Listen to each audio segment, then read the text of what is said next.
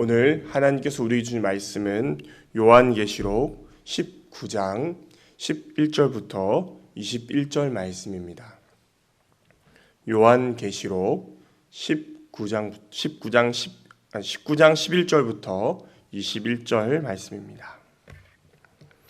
함께 읽겠습니다. 또 내가 하늘이 열린 것을 보니 보라, 백마와 그것을 탄 자가 있으니 그 이름은 충신과 진실이라. 그가 공의로 심판하며 싸우더라. 그 눈은 불꽃 같고 그 머리에는 많은 관들이 있고 또 이름 쓴 것 하나가 있으니 자기밖에 아는 자가 없고 또 그가 피 뿌린 옷을 입었는데 그 이름은 하나님의 말씀이라 칭하더라. 하늘에 있는 군대들이 쉬고 깨끗한 세마포 옷을 입고 백마를 타고 그를 따르더라. 그의 입에서 예리한 검이 나오니 그것으로 만국을 치겠고 친히 그들을 철장으로 다스리며 또 친히 하나님 곧 전능하신 이의 맹렬한 진노의 포도주 틀을 밟겠고 그 옷과 그 다리에 이름을 쓴 것이 있으니 만왕의 왕이요 만주의 주라 하였더라. 또 내가 보니 한 천사가 태양 안에 서서 공중에 나는 모든 새를 향하여 큰 음성으로 외쳐 이르되 와서 하나님의 큰 잔치에 모여 왕들의 살과 장군들의 살과 장사들의 살과 말들과 그것을 탄 자들의 살과 자유인들이나 종들이나 작은 자나 큰 자나 모든 자의 살을 먹으라 하더라. 또 내가 보매 그 짐승과 땅의 임금들과 그들의 군대들이 모여 그 말 탄 자와 그의 군대와 더불어 전쟁을 일으키다가 짐승이 잡히고 그 앞에서 표적을 행하던 거짓 선지자도 함께 잡혔으니 이는 짐승의 표를 받고 그의 우상에게 경배하던 자들을 표적으로 미혹하던 자라. 이 둘이 산채로 유황불 붙는 못에 던져지고 그 나머지는 말 탄 자의 입으로부터 나오는 검의 죽음에 모든 새가 그들의 살로 배불리더라. 아멘. 우리가 그 영화나 드라마를 보면은 정의로운 사람들이 이렇게 승리하는 것을 많이 봅니다. 그래서 항상 해피엔딩으로 이렇게 끝나는 영화들이 많은데, 근데 현실에서는 그것과 다르게 이 정의로운 사람들이 불의한 자들에게 이 패배하는 그런 경우들이 더 많아 보입니다. 그래서 많은 사람들이 이 정의를 포기하고 이 불의의 편에 설 때가 종종 있고 그런 모습을 이렇게 한 번씩 보게 됩니다. 그런데 성경에서는 이 현실과 다르게 궁극적으로 하나님 나라의 승리가 약속되어 있습니다. 그리고 승리가 나타납니다. 따라서 이 궁극적인 승리가 담긴 이 말씀을 통해서 이 땅을 살아감에 있어서 좀 용기를 얻는 그런 시간이 되면 좋겠습니다. 첫 번째로는 11절부터 16절입니다. 우리는 예수님을 따르면서 승리의 길을 걸어야 합니다. 11절에 요한은 하늘이 열리고 백마와 백마 탄 사람을 봅니다. 이 사람의 이름은 충신과 진실이라 이렇게 나오고 있습니다. 이 사람은 공의로 심판하면서 싸운다 이렇게 나타납니다. 이분은 누구일까요? 바로 예수님입니다. 그리스도 예수님입니다. 여기서 백마는 흰색이지만 흰색, 이 흰색은 승리를 상징합니다. 그래서 이 장면은 예수님께서 대적을 심판하시고 반드시 승리하신다 이것을 나타내고 있습니다. 또 공의로 심판한다는 것은 예수님을 통한 하나님의 심판이 의롭고 진실하다는 것을 의미합니다. 12절에 보면은 이 예수님을 표현하고 있습니다. 그의 눈은 불꽃 같고 머리에는 많은 관이 있다고 이렇게 나타납니다. 이 불꽃 같은 눈은 모든 것을 다 꿰뚫어 보는 눈입니다. 그리고 모든 것을 꿰뚫어 보는 능력입니다. 모든 것을 꿰뚫어 보시기 때문에 예수님이 하시는 심판은 공의롭다는 것을 말해줍니다. 또 많은 관이 있다는 것은 이전에 용과 짐승의 머리에 있는 여러 면류관이 있다. 이것과 비교될 수 있는데 용과 짐승의 머리에도 그 면류관이 있습니다. 관들이 있습니다. 그런데 예수님의 머리에 많은 관이 있다. 이것은 예수님께서 그 사단 권세보다도 훨씬 더 만왕의 왕으로 온전한 권세를 가지신 분이다. 이것을 말하고 있습니다. 13절에 그 예수님께서는 피 뿌린 옷을 입었다 나타납니다. 그리고 이 이름을 하나님의 말씀이라 이렇게 표현되고 있습니다. 여기서 피 뿌린 옷은 예수님께서 십자가에서 흘리신 대속의 피를 의미합니다. 그리고 하나님의 말씀이란 이름은 영원 전부터 하나님과 함께 계시다가 이 말씀이 육신되었다 말씀하지 않습니까? 그것처럼 이 땅에 성육신하신 그 예수님의 존재와 예수님의 사역에 대해서 의미하고 있는 것입니다. 14절에 보면은 요한은 희고 깨끗한 세마포 옷을 입은 하늘의 군대들이 백마탄 이 그리스도의 뒤를 따른다 이렇게 보고 있습니다. 여기서 하늘의 군대는 누구일까요? 바로 예수님 안에서 구속받은 성도들을 의미합니다. 구원받은 성도다 이렇게 볼 수가 있습니다. 이렇게 하늘의 군대들이 예수님을 따를 때에 15절과 16절에 보면은 입에서는 예리한 검이 나와서 만국을 치고 철장으로 다스린다 이렇게 말합니다. 또 하나님의 곧 전능하신 이의 맹렬한 진도의 포도주 틀을 밟으신다 이렇게 말하는데요. 여기서 예리한 검은 말씀을 뜻합니다.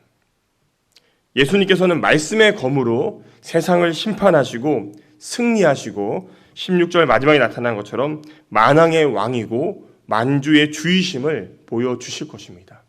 이 궁극적으로 예수님의 승리가 이 말씀에 나타난다고 볼 수 있습니다. 사랑하는 성도님들, 우리는 이 승리할 수밖에 없는 이 만왕의 왕이시고 만주의 주이신 예수님을 믿고 따르고 우리도 이 승리의 영광에 참여해야 됩니다. 근데 이 말씀에서 참 놀라운 것은 무엇이냐면 군대들이 나타나고 또 백마를 탄 분을 따른다 이렇게 나타나는데요. 이 군대를 보면은 무기를 든 사람이 없습니다. 또 전투 장면도 나타나지 않습니다. 이 말이 무슨 말입니까? 예수님께서 혼자서 말씀으로 세상을 심판하시고 승리하시며 혼자서 이 승리를 다 하신다는 겁니다. 성도들은 무엇을 합니까? 그 뒤를 따르면서 이 승리의 영광에 참여한다는 것입니다. 그러기에 이 예수님의 승리가 더 기쁜 승리라고 할 수 있습니다. 물론 이 성도들이 무엇을 해야 됩니까? 흰색, 그 깨끗하게 빤 그 세마포 옷을 입는 것입니다. 그러니까 정결과 성결한 마음으로 예수님을 따라갈 때에 예수님께서 말씀의 검으로서 우리에게 승리를 주신다는 겁니다. 따라서 사랑하는 성도님들, 결국 승리하시는 우리 예수님, 이 예수님을 붙들고서 우리는 정결하고 성결한 마음으로서 이 승리의 영광에 참여하시는 그런 성도님 되시길 바랍니다. 다음은 마지막입니다. 17절부터 21절입니다. 결국에는 승리하실 예수님을 바라보면서 우리는 영적 싸움에서 이기면서 살아야 한다는 것입니다. 17절에 요한은 한 천사가 태양 안에 서서 공중의 모든 새를 향해 하나님의 큰 잔치에 초대하는 그런 소리를 듣습니다. 사실은 이 장면은 어린 양의 혼인 잔치와 비교될 수 있는 장면입니다. 어린 양의 혼인 잔치에는 예수님 안에서 구속받은 모든 성도들이 영생의 잔치를 벌입니다. 영원한 생명을 얻고 그 안에서 잔치를 벌인다고 한다면은 이 말씀에 나타난 하나님의 큰 잔치는 잔치라기보다는 어떤 심판입니다. 그래서 새들이 와서 멸망당하는 그런 사람들의 살을 먹는 영원한 벌을 받는 그런 잔치라 볼 수 있습니다. 18절에서는 천사는 새들을 향해서 얘기합니다. 왕, 장군, 장사, 말, 자유인, 종, 작은 자, 큰 자 등 모든 자의 살을 먹으라 이렇게 외칩니다. 여기서 모든 자는 어떤 사람일까요? 바로 짐승과 연합해서 하나님 나라를 대적한 모든 악인들을 뜻합니다. 또 새가 살을 먹는다는 것은 어떤 의미냐면 죽음으로서 끝나야 되는데 죽음으로서 끝나는 것이 아니라 죽어서도 매장되지 못하고 이 살을 다 뜯기는 아주 수치스러운 죽음을 의미합니다. 하나님의 심판을 받는 사람들의 죽음은 이러하다는 것을 상징적으로 보여주고 있습니다. 19절부터 21절에 보면은 요한은 예수님의 군대와 적그리스도의 군대가 치르는 전쟁 가운데서 짐승의 표적을 행하고 사람들을 미혹하던 거짓 선자가 잡히는 그런 장면을 목격하게 됩니다. 그들은 어떻게 됩니까?